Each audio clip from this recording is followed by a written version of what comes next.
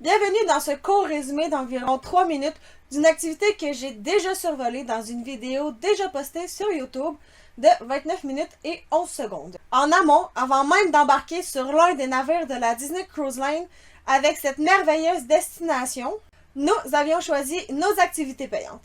Mais il est important de savoir non obligatoire. Pour notre journée extrêmement attendue sur la première île privée de Disney au nom de Castaway, notre choix de divertissement s'était arrêté sur un trio d'activités. Et parmi celles-ci, il y avait un tour de vélo.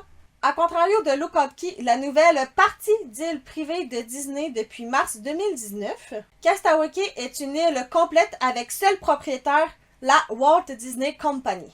Une île complète veut dire qu'il y a la possibilité de faire des pistes emménagées pour pouvoir circuler de façon fluide et sécuritaire partout sur l'île. Commençons directement les pieds sur terre après notre petite marche. Il n'y a pas de grand bâtiment à trouver, seulement un petit kiosque avec un parking rempli derrière. La personne qui se trouvait là était très gentille.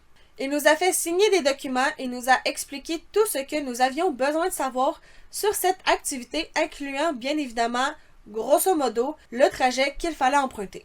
Il y avait une abondance de vélos de différentes grandeurs pour convenir à tout âge. Pour nous, en tant qu'adultes, c'était un véhicule sur 2 roues à pédales turquoise qui nous attendait.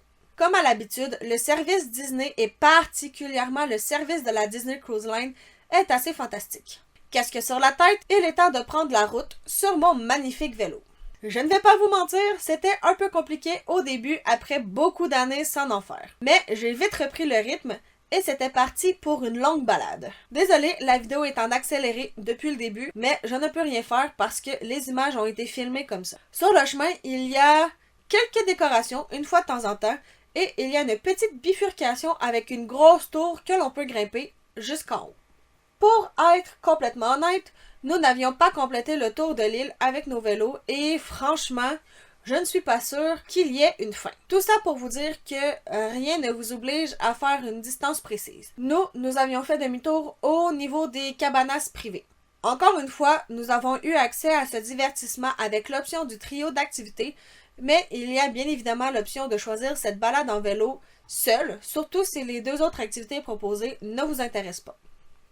Pour ces 2 derniers, ici n'est pas la place pour en parler puisque je l'ai déjà fait dans plusieurs formats et plusieurs contenus.